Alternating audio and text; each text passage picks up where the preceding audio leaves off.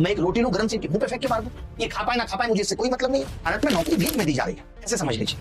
और भीख भी कैसे? फेंक के दी जा रही है। आपको जमीन से उठाना है तो उठा लीजिए, अगर आपके अंदर ईगो है, सम्मान है तो मत लीजिए। खान सर को ले लीजिए, अगर ऐसे लोग आकर के दिल्ली रामलीला मैदान में बैठ जाते हैं और हम सब लोग साथ मिलकर बैठ जाते हैं और हर जगह से, हर राज्य से बच्चे आके बैठ जाते हैं, तो क्या सरकार बात नहीं करेगी? क्या सरकार नहीं पूछेगी कि आप चाहते क्या? इतनी औकातें इन कमीशंस की गिर गई हैं, तो बता दीजिए बच्चा अपना कीबोर्ड और माउस खुद लेके चलाए। क्या होगा सीजीएल का? 13 अगस्त से एग्जाम है, क्या लाखों स्टूडेंट का फ्यूचर इसी तरीके से वहां भी बर्बाद हो जाएगा? 24 जुलाई से पेपर था और 16 तारीख को ये लोग एडमिट कार्ड जारी कर रहे हैं, और वो भी सेंटर कितना? 400-500 किलोमीटर दूर। अगर ये कंपनी एसएससी फेज एक्स के छोटे से एग्जाम को नहीं संभाल पा रही, तो सीजीएल की टेस्टिंग वापस किसी अनुभवी एजेंसी को हैंड ओवर नहीं कर देनी चाहिए एसएससी को? क्या सरकार या एसएससी चाहती क्या है? तो एक लाइन में जवाब है, एग्जाम होते रहे, नौकरी मिले ना मिले, और इतना आपको पागल कर दे कि आप सवाल पूछने के लायक ही ना। ना तो सरकार ना आयोग को आपकी पड़ी है। कोई भी एग्जाम ले लीजिए, चाहे वो स्टेट का हो चाहे सेंट्रल गवर्नमेंट का हो, ऐसा हो ही नहीं सकता कि उसके अंदर प्रॉब्लम्स ना हो।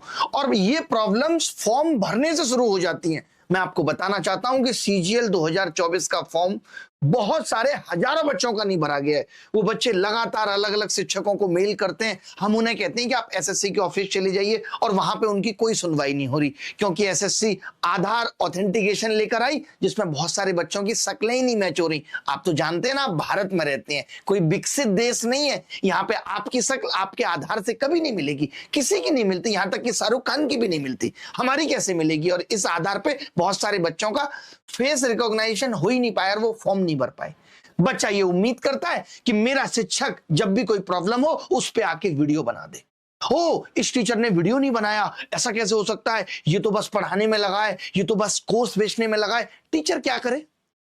मैं आपसे पूछना चाहता हूं, टीचर के सिर्फ वीडियो जारी कर देने से, जैसे उस टीचर ने वीडियो बनाया, चाहे वो 7,000 लोगों ने देखा, बच्चा खुश सेलिब्रेट कर रहा, ओ हमारे सर ने वीडियो बना दिया, क्या हो जा रहा है उस वीडियो बनाने से? एक शिक्षक पढ़ाए या सिस्टम की पोल खोले और वीडियो जारी करता रहे, जबकि वो जानता है कि इससे अब फर्क पड़ना लगभग बंद सा हो गया है। बच्चों को एक शिक्षक सपने दिखाए या पहले यह देखे कि उनका सपना किसी सिस्टम के नीचे कुचला तो नहीं जा रहा। हर दिन वो ट्विटर कैंपेन करे, ट्रेंडिंग में ट्वीट लेकर आए, कोई नया हैशटैग चलाए, हर दिन आकर के वीडियो बनाए और इंतजार करे कि सरकार और आयोग की नींद खुलेगी। लेकिन हकीकत यह है, सच्चाई कितनी भी वायरल भी हो जाए तो भी ना सरकारों को और ना आयोग को कोई फर्क पड़ रहा है। किसी शिक्षक को वीडियो बनाने का शौक नहीं है, बल्कि मजबूरी है। आपको मैं बताना चाहता हूं कि ऐसे एक वीडियो को बनाने के लिए किसी भी टीचर को अपने पढ़ाई की वीडियो से 50 गुना ज्यादा एफर्ट लगता है, तब जाकर वो एक ऐसा वीडियो आपके सामने परोस पाता है, क्योंकि उसको पता है कि अगर शब्द थोड़े भी आगे पीछे हो गए तो एडीक्यूटी जैसी कंपनी ने 107 करोड़ के नोटिस भेजे हैं लोगों को कि आप हमें बदनाम करने की कोशिश कर रहे हैं। लेकिन हमें यही डर लगता है कि आज अगर हम चुप हो गए तो बच्चा हारा हुआ फील करेगा, हमारा बच्चा हार जाएगा। एक टीचर के लिए इससे बड़ी कोई हार नहीं है जब उसके पढ़ाए गए बच्चे सिलेक्शन से बाहर सिर्फ सिस्टम की गड़बड़ी की वजह से हो जाए। आज बेचारा हर टीचर पढ़ा भी रहा है और लड़ भी रहा है। एक शिकायत बच्चों से भी है कि जिसका पेपर अच्छा हो जाए, सिलेक्शन ले ले, उसको कोई गड़बड़ी नहीं दिखती। वो सोचता है ऐसे तैसे हुआ है, कैंसिल ना हो जाए कहीं। और बात सही भी है, क्योंकि सिलेक्शन होता भी इतनी किस्मत से है। कोई क्यों चाहेगा कि कैंसिल हो? इसी चक्कर में सिस्टम को लगातार माफी दे दी जाती है और वो फिर अगले साल नए नए तरीके बच्चों के साथ गद्दारी करने के ढूंढ लेता है। 2024 सीजीएल को देख लीजिए, इतनी सारी दिक्कतें एग्जाम से लेकर के रिजल्ट में थी और धीरे धीरे सब पीछे हटते गए और लास्ट में कमीशन जीत गया। हम और आप सब कुछ जानते हुए भी कि कहां कहां गड़बड़ियां हैं, चुप बैठे रहे, थोड़ी आवाज उठाई, थोड़ी आग जलाई, फिर शांत होके सीजीएल 2025 की तैयारी में लग गए। और एसएससी इतनी घटिया एजेंसी को ले आया जिसका पुराना रिकॉर्ड ही एकदम सही नहीं है। और एक डाउट क्लियर कर देता हूं बच्चों को जिनको लग रहा है कि टीचर्स ने टीसीएस को हटवा दिया। आपको ऐसा लग रहा है कहानी शुरू होती है दिसंबर 2024 से। 3 साल से एसएससी का एग्जाम कंडक्ट करा रही थी टीसीएस, एक रेपुटेटेड और अनुभवी एजेंसी थी। हर 3 साल में टेंडर रिन्यू होता था और दिसंबर 2024 में एसएससी ने नया टेंडर निकाला। 16 जनवरी 2025 को एडिक्विटी नाम की कंपनी ने लोएस्ट बिड लगाई। जहां टीसीएस एग्जाम लगभग 350 प्लस में करवा रही थी, वहीं दूसरी कंपनी ने बोला हम 220 में करा देंगे। एसएससी ने कॉस्ट देखी और उस कंपनी को टेंडर दे दिया कि भाई आप एग्जाम कराइए। आप इस चीज का प्रूफ भी देख सकते हैं। एसएससी ने 16 दिसंबर, 17 दिसंबर और ये इस तरीके से ये बिड निकाली थी, जिसमें 50 लाख सिक्योरिटी भी थी। और उसके बाद Adiquity career technology private limited, NSEIT, Tata consultancy, इन सब ने 16 जनवरी को ये सबमिट की थी बिड। देख लिया आप सबके सामने। मैं आंखें खोलना चाहता हूं क्योंकि कई बार आप भी पागल होने लगते हैं और वो आप नहीं होते, उस सरकार के कुछ चुनिंदे चेले हैं, मैं जानता हूं उन्हें भी। सवाल ये उठता है कि एसएससी ने एडिक्विटी का क्या पास्ट रिकॉर्ड नहीं देखा? क्या सिर्फ सस्ती बोली लगाना ही एलिजिबिलिटी क्राइटेरिया है? जिस कंपनी का नाम व्यापम घोटाले से जुड़ा रहा हो, कई राज्यों में एग्जाम लीक और मिसमैनेजमेंट का आरोप पहले से लगा हुआ हो, डॉक्यूमेंटेड है, फिर भी एसएससी ने देश के इतने बड़े कॉम्पिटिटिव एग्जाम की जिम्मेदारी इन्हें कैसे दे दी? अब आते हैं मार्च पे, जब मेंस का रिजल्ट आया उसमें भी झोल था। मेंस में नॉर्मलाइजेशन हुआ, नॉर्मलाइजेशन को लेकर इतना पंगा हुआ, काफी जेन्युइन कैंडिडेट्स बाहर हो गए। हमने आवाज उठाई, सबने कहा कि अब जिनका सिलेक्शन हो गया उनको मत छेड़ो, बस रिफॉर्म की बात करते हैं। और 1 अप्रैल 2025 को हम लोग एसएससी ऑफिस गए थे, लेकिन एडिक्विटी को एसएससी ने 16 जनवरी को ही सेलेक्ट कर लिया होगा। मतलब रिफॉर्म्स की मांग से पहले ही यह डिसीजन लिया जा चुका था। जितनी चीजें समझा सकते थे हमने चेयरमैन साहब को समझाई और उन्होंने खुद माना कि दिक्कतें हैं और आगे नहीं होने देंगे। वहां से आए जब, तो पता चला कि एक न्यू वेंडर को एसएससी ने फाइनल कर दिया है। मैंने वीडियो भी जारी करके बोला था, आप देख सकते हैं। अंदर की बात यह है कि टीसीएस सेंटर अरेंज करने में, एसएससी का एग्जाम कंडक्ट करने में खुद ही विफल रह रही है, इसीलिए शायद वो खुद से ही छोड़ रही है कि वो एग्जाम नहीं करेगी। जब मैंने इस एडिक्विटी को गूगल करके देखा, एडिक्विटी, लेकिन ये परमानेंट इन्होंने नहीं किया है अभी 180 दिन के ट्रायल पे इसको रखा है। बहुत जल्दी ये नोटिफिकेशन डाल के बता देंगे अगर ये सच है तो। 2020 में इस पे पेपर लीक का आरोप लगा है, 2022 में इस पे पेपर लीक का आरोप लगा है मध्य प्रदेश में, 2023 में इस पे पेपर लीक का आरोप लगा है। तो मेरा तो सर फट गया ये सुन के कि अगर ये एडिक्विटी आ रही है, टीसीएस आने के बाद ऐसा तो नहीं हुआ कि पेपर लीक हुआ है, समस्याएं ये थी और इन पे ही सुधार इन लोग को करना चाहिए था।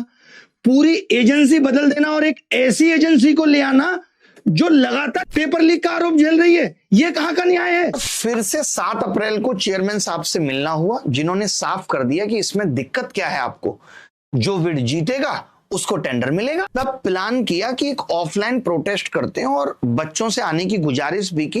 100 बच्चे भी शायद नहीं आए थे और गिने चुने शिक्षक थे और बात नहीं बनी। उस वक्त किसी को रिफॉर्म्स की पड़ी भी नहीं थी, सबको लगा छोड़ो अपनी पढ़ाई करते हैं। अब जब फिर बीतने लगी तो अब सब छटपटा रहे हैं। और अब एडिक्विटी का पहला एग्जाम था आज, फेज XII का, लगभग पूरी तरह फेल लग रहा है। एक तो बच्चों को सेंटर 400-500 किलोमीटर दूर मिले, सेंटर छोटे मोटे, कोई प्रॉपर इंफ्रा नहीं है। कुछ सेंटरों की तो ये हालत है जहां 2 कमरे और 10 कंप्यूटर, वहीं एग्जाम हो रहा है। आप देखेंगे अभी पहले दिन सर्वर एरर, टेक्निकल फेलर और पेपर कैंसिल हो गया। आप देखिए पहले दिन का ये आलम है। ये सेंटर हुबली पे पेपर कैंसिल, यहां पेपर कैंसिल, यहां पेपर कैंसिल। ये सेंटर्स हैं, आप देख रहे हैं। वैष्णवी डिजिटल की जगह डॉगी जोन लग रहा है मुझे। देखिए सर, आज मेरा एग्जाम गोरखपुर में था, 400 किलोमीटर दूर है। व्यवस्था बेकार ही कहिए, एक हॉल में एक ही एसी लगी थी। ये हमारा सेंटर था, माउस का कर्सर दिक्कत कर रहा था लगभग सभी बच्चों का, और इसको देखकर टाइल्स की दुकान याद आ गई। देखिए सेंटर की हालत क्या है। ये आप देखिए, Pawan Ganga school, Ghevra metro station, exam cancel. Exam centre एक बोल रहे हैं, एडिक्विटी की तरफ से बायोमेट्रिक की टीम आनी थी, वही नहीं आई। हमने अपने पास से कुछ बच्चों को बुला के बच्चों का रजिस्ट्रेशन कराया और एग्जाम लिया। फर्स्ट शिफ्ट का, सेकंड शिफ्ट कैंसिल कर दी। वाह कमाल हो गया। ये कह रहे हैं during my exam everyone's computer completely shut down suddenly for half an hour, no electricity, no fan, no light. वहां एक बच्चा एसी की शिकायत कर रहा था, यहाँ तो पंखे और लाइट भी नहीं। कुछ बोल रहे हैं कि इन्विजिलेटर फोन पे बात भी कर रहे थे ड्यूरिंग एग्जाम। ये काफी सारे बच्चों ने बोला है। मैंने लगभग 70-80 बच्चों से बात की है तब जाके, और उनसे प्रूफ भी मंगाए हैं। ऐसा नहीं कि मैं बिना किसी सॉलिड प्रूफ के यहां पे आके ये बोल रहा हूं। आप देख लीजिए बच्चों के, आज मेरा सिलेक्शन पोस्ट का एग्जाम था, सेकंड और थर्ड शिफ्ट एग्जाम कैंसिल हो गए। ये देखिए सर बहुत बुरा हाल है, आज मेरा ग्रेजुएशन लेवल का एग्जाम था, माउस बिल्कुल भी नहीं चल रहा था, पेपर में डिस्टरबेंस बहुत था, जैसे सब बच्चे माउस पटक रहे थे, हल्ला कर रहे थे। मेरा सिस्टम चेंज हुआ तो 10 मिनट लास्ट में टाइम इंक्रीज हो गया और सब बच्चों का जल्दी खत्म हो गया, तो सब माउस के लिए इंचार्ज से बहस करने लगे। इस टाइम से मेरा एग्जाम चल रहा था, ऐसे डिस्टरबेंस में एग्जाम कैसे दूंगा? ऐसा लग रहा है कि सब बर्बाद हो गया, इतना दूर एग्जाम देने आए, अब कैसे घर जाऊं समझ नहीं आ रहा। आधार का तो कहीं भी यूज ही नहीं हुआ, सिस्टम में देखा सबका बाईपास लिखा था। वाह कमाल हो गया भाई साहब। एंट्री में सबको पहले सेंटर में बिना रजिस्ट्रेशन के डेस्क पर बिठा दिया, उसके बाद रजिस्ट्रेशन करवाया, जैसा लग रहा था कि एग्जाम देने ही नहीं आया हूं, किसी मेले में आया हूं। बहुत मिसमैनेजमेंट था, एक नहीं तमाम तरीके की इस तरीके की बातें हैं बच्चों की। आप देख सकते हैं क्या क्या प्रॉब्लम्स थी। ये बच्चों ने वही जो हर बार की तरह एसएससी में भी ऐसा खूब हुआ था कि बच्चे वहां प्रेशर में लिखवा लाते हैं, जो वहां का एजेंट होता है कि भाई आपके यहाँ ये दिक्कत है, आप साइन करके दो। बच्चों को लगता है अरे भारत में अब इन कागजों की कोई वैल्यू नहीं रही भाई, कोई मतलब नहीं है। एसएससी जिस सेंटर का चाहेगा दोबारा एग्जाम लेगा, उसको आपके माउस ना चलने से, उसको आपके कीबोर्ड ना चलने से कोई फर्क नहीं है। भारत में नौकरी भीख में दी जा रही है, ऐसे समझ लीजिए। और भीख भी कैसे? फेंक के दी जा रही है। आपको जमीन से उठाना है तो उठा लीजिए, अगर आपके अंदर ईगो है, सम्मान है तो मत लीजिए। ये आप देखिए ऐसे तमाम बच्चे ये सब लिखा लाए हैं, तमाम तरीके की शिकायतें, सेंटर वालों ने मोहर भी लगा दी है। लेकिन क्या होगा इन सब का कि मेरा पेपर ठीक से नहीं हुआ, निवेदन ये है, एडिक्यूटिव एनी कोड ने साइन भी कर दिए, लेकिन ये लोग बाद में नाट जाएंगे, हमने प्रेशर में कर दिया। कितने लोगों का इसमें एग्जाम दोबारा होगा, कितनों का नहीं होगा, इसकी भी कोई गारंटी नहीं है। एसएससी ने एक नोटिस लगा दिया, कैंसिलेशन नोटिस। सेलिब्रेट कर लेते इसको, कैंसिलेशन नोटिस, कुछ ढंग का निकाले, उसके आगे नोटिस लिख देते। इसमें कहीं कोई रिग्रेट नहीं है। आप देखिए इस नोटिस के अंदर कहीं कोई रिग्रेट नहीं है, कहीं कोई सॉरी नहीं लिखा है, कहीं कोई अपोलॉजी नहीं है। कैसे मांग सकता है?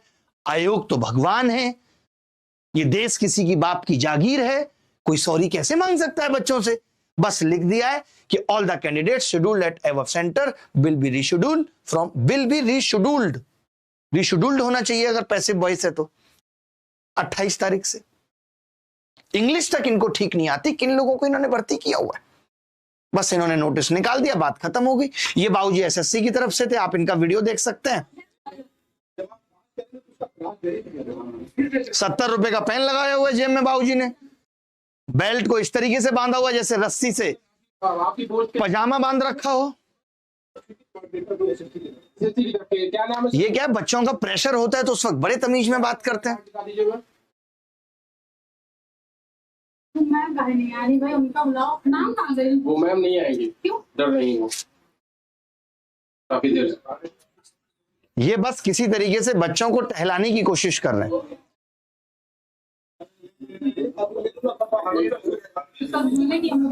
ये एसएससी के भाई साहब हैं, जबकि ये थे किसी सेंटर पे। अब इन्होंने क्या देखा है नहीं देखा है जो इतने बच्चे इनको घेर के कितने शर्म की बात है कि एक एसएससी के बंदे से बच्चे एडमिट कार्ड चेक कर रहे हैं, जहां एसएससी को आपका आधार कार्ड या एडमिट कार्ड चेक करना चाहिए कि बेटा आ जाओ अंदर आके एग्जाम दो। वहां हालत यह है कि एसएससी के एक पुरुष को बच्चों को अपना आई कार्ड दिखाना पड़ रहा है। शर्म से मर जाना चाहिए एसएससी को। ये देखिए ये पुलिस वाले भाई साहब हैं, इनको बच्चों ने यहाँ अलग घेरा हुआ है। कितने शर्म की बात है हमारे देश के लिए।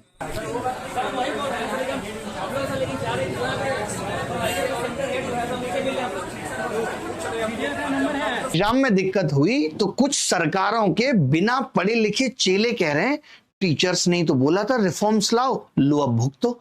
सवाल यह है कि क्या एसएससी जैसा संस्थान इतना छोटा है कि टीचर्स की बातों पे वेंडर बदल देता है और बिना देखे कि वो वेंडर अच्छा है कि नहीं? अगर हम इतनी बड़ी ताकत है तो कल बोलेंगे टीसीएस को वापस लाओ या फिर एनटीए को लेकर आओ और वो आ जाएगा। वाह भाई वाह, ये सिस्टम की प्लानिंग है आपको ठगने की, बर्बाद करने की। अगर इनकी प्लानिंग में ना तो कोई ट्रांसपेरेंसी है तो भैया स्टूडेंट्स तो भुगतता ही रहेगा। क्या एसएससी की कोई जिम्मेदारी नहीं थी कि वो वेंडर का पार्ट चेक करे? क्या सिर्फ लोएस्ट बिडर को बिना देखे एग्जाम दे देना ठीक था, बिना किसी रिलायबिलिटी के? और सबसे जरूरी बात यह है कि अब क्या होगा सीजीएल का? 13 अगस्त से एग्जाम है। क्या लाखों स्टूडेंट का फ्यूचर इसी तरीके से वहां भी बर्बाद हो जाएगा? मुझे तो यह भी डाउट है कि 13 अगस्त को एग्जाम होगा या नहीं, क्योंकि मैंने कल एक एसएससी का नोटिस देखा, आपने भी देखा होगा, एसएससी की वेबसाइट पे एक नोटिस आया कि the commission has decided to conduct following examination in the month of इतने, मतलब अगस्त में आप ये एग्जाम करा रहे हो। वैसे ऐसे नोटिस पहले भी आते रहे हैं, तो इससे उतना कह पाना मुश्किल है कि अगस्त में अगर इन्होंने ये दे दिया है तो ये सीजीएल नहीं कराएंगे, बट फिर भी ये नोटिस एक डाउट पैदा कर रहा है। लिख देते हैं इसमें भी कि हाँ भाई सीजीएल तो पहले से बोला हुआ ही है, वो तो कराएंगे ही। एसएससी फेज के एग्जाम में आप देखोगे 24 जुलाई से पेपर था और 16 तारीख को ये लोग एडमिट कार्ड जारी कर रहे हैं, और वो भी सेंटर कितना, 400-500 किलोमीटर दूर। ये एग्जाम कराने का तरीका है क्या? सिर्फ लोएस्ट बिड के आधार पे वेंडर चुन लेना चाहिए? उसकी technical capability, previous track record, past complaint, infrastructure का ऑडिट कुछ तो होना चाहिए था। विवादित बैकग्राउंड वाली कंपनी को क्वालिफाई नहीं करना चाहिए या तो फिर टेंडर में कि वो बिड लगा सके? नहीं लगता आपको कि एसएससी को अपनी टेंडर पॉलिसी में सुधार करना चाहिए जिसमें क्वालिटी और क्रेडिबिलिटी भी इवेल्युएट हो? बच्चों को 400-500 किलोमीटर दूर सेंटर मिलना खुद में ही फेलियर है। फॉर्म भरते समय आपने प्रेफरेंस को क्यों प्रायोरिटी नहीं दी, और फिर आपने प्रेफरेंस ली क्यों? आपने 3-3 सेंटर भराए। मैं आपको बताना चाहता हूं कि ये पूछते हैं कि आप कहां एग्जाम दोगे, 3 सेंटर्स। ये ऐसा हो गया कि मैंने सरला दिखाई, मैंने गीता दिखाई, मैंने रीता दिखाई, और मैंने शादी किससे कर दी? चंदा से। वाह भाई वाह। फिर आपने 3 ऑप्शन क्यों दिए थे? और वो भी चंदा कहां रहती है? पाकिस्तान में। कभी मिलना ही नहीं होगा। बच्चा 500 किलोमीटर जाकर जब सेंटर पहुंचता है और वहां कहा गया कि भैया पेपर रद्द हो गया, क्योंकि आपके सिस्टम में दम नहीं था, क्योंकि आपने एक ऐसी कंपनी को ठेका दिया था जिसका इंफ्रास्ट्रक्चर 10 लैपटॉप और 2 कमरे का था। जब ऐसी दिक्कतें आती हैं तो बच्चा बस सोचता है कि एक टीचर आके वीडियो बना दे। हमारे आपके वीडियो बना देने से क्या प्रॉब्लम तुरंत सॉल्व हो जाती है? आपको नहीं लगता कि एक इमरजेंसी ग्रीवेंस हेल्पलाइन हो, रियल टाइम रेजोल्यूशन सिस्टम कुछ तो बनना चाहिए भाई? एग्जाम वाले दिन बच्चों की कोई सुनवाई नहीं है, वो असहाय महसूस करता है, उसको लगता है सर मेरे साथ ही गलत हो गया, मेरे ही किस्मत में क्या लिखा था। ना इनकी हेल्पलाइन काम करेगी, ना कोई ऑन साइट सॉल्यूशन मिल रहा है, ना एसएससी की कोई टीम है जो वहां पे निगरानी कर रही है जिससे आप कह सकते हैं कि भाई हमारे साथ ये दिक्कत हो गई, हमें लिखित में आप वाकई में दे दीजिए कि आपका एग्जाम दोबारा होगा। कोई ऐसी व्यवस्था नहीं है। और अब हम क्या सोच रहे हैं, इन्होंने 180 दिनों के ट्रायल पे दिया था जहां पे सीजीएल का एग्जाम भी होना है। सीजीएल जैसे बड़े स्तर के एग्जाम को टेस्टिंग एक्सपेरिमेंट बना दिया। अगर ये कंपनी एसएससी फेज एक्स के छोटे से एग्जाम को नहीं संभाल पा रही तो सीजीएल की टेस्टिंग वापस किसी अनुभवी एजेंसी को हैंडओवर नहीं कर देनी चाहिए एसएससी को? क्या लगता है आपको? एसएससी इतना बड़ा कमीशन होते हुए भी हमेशा अकाउंटेबिलिटी से बचती रही है। कोई आज भी आप देखेंगे ऐसा नोटिस इन्होंने जारी नहीं करके दिया, ये जानते हुए भी कि इतने सारे बच्चों में नाराजगी है एसएससी को लेकर। या तो कंप्यूटर खराब हो, सेंटर पे कीबोर्ड काम नहीं कर रहे, बच्चों की सालों की मेहनत खराब हो जा रही है, और ये टेक्निकल ग्लिच कहकर अपना पल्ला झाड़ लेते हैं। टेक्निकल ग्लिच कमाल हो गया भाई। आज हम जहां भारत को डिजिटल इंडिया कह रहे हैं, वहां इतने टुच्चे टुच्चे से टेक्निकल ग्लिच है कि कीबोर्ड, माउस, आधार ऑथेंटिकेशन, ये सब नहीं हो पा रहा है। कोई भी अधिकारी उसके पास सस्पेंड नहीं होता, कोई कॉन्ट्रैक्टर ब्लैकलिस्ट नहीं होता। मतलब साफ है, चाहे जो हो भुगतना वो बच्चे को ही है। लो कॉस्ट वेंडर लाकर पैसा बचाना एसएससी की प्राथमिकता है। परीक्षा की क्वालिटी से उन्हें कोई मतलब नहीं है।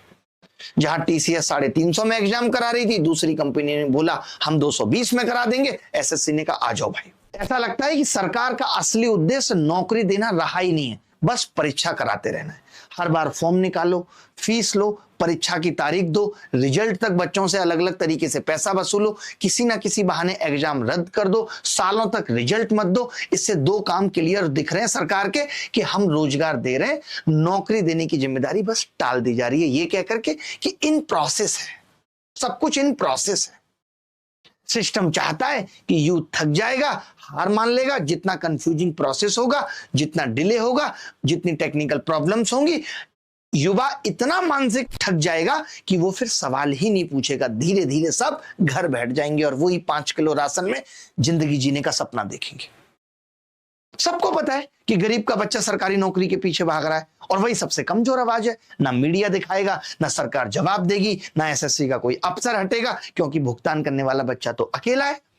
सरकार और आयोग का तो मौन व्रत चल रहा है। अब आप पूछेंगे कि क्या सरकार या एसएससी चाहती क्या है, तो एक लाइन में जवाब है, एग्जाम होते रहें, नौकरी मिले ना मिले, और इतना आपको पागल कर दे कि आप सवाल पूछने के लायक ही ना बचे। और मुझे ऐसा लगता है जैसे बच्चे बर्दाश्त करते रहे, उससे इनके हौसले और बढ़ते गए और ये गलत करने के नए नए तरीके खोजते रहे।